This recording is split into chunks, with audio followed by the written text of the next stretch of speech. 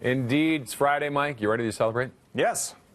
Sounds like it. Sounds like you're ready to celebrate. I'm just glad the snow didn't start on the drive-in this morning when we came in early. Oh, I know, but we'll be driving home in it. Now, the markets, they're celebrating a little as we wait for the jobs numbers. They don't seem too concerned. Yeah, it's actually turned out to be an okay week, Roger. We started off with that dip early on Monday and Tuesday because everybody was worried about trade. U.S. and China now this morning. China's making another seemingly positive move toward avoiding more tariffs, which are set to take effect December 15th.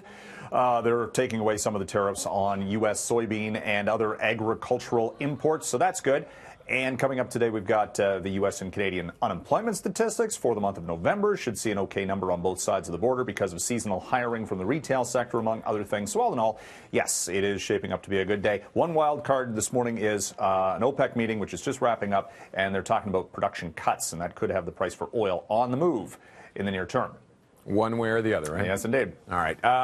Uber out with those the transparency report, the safety transparency report. Some interesting numbers, but I mean, it's hard to put them in perspective relative to cabs, relative to everything else. It's just numbers right now. Can you break them down as good as you can? What they're trying to do is show, safety on these new ride-hailing systems, whether it's Uber or Lyft. In this case, Uber, wanted to be sort of. They were basically asked and demanded to say, okay, how safe is it to go in an Uber? And in 2018, they had reports of more than 3,000 sexual assaults, 9 murders, 58 fatal crashes. And those numbers, you look at it, and the company had said, yeah, those are too high by any measure. Now, there were 1.3 billion trips on Uber in the United States last year. So that's 1 out of every 400,000 plus rides where an incident occurred.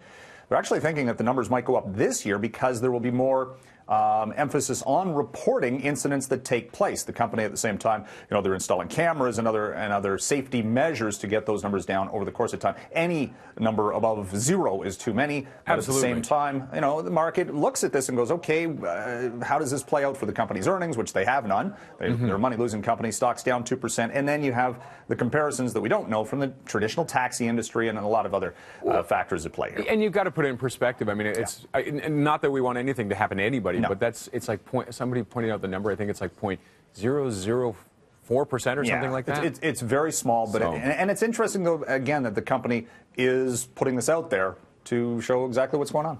Okay, well, good for them for that. Mike, thank you very much, sir. Have yourself a great weekend. Drive safe when you're heading home.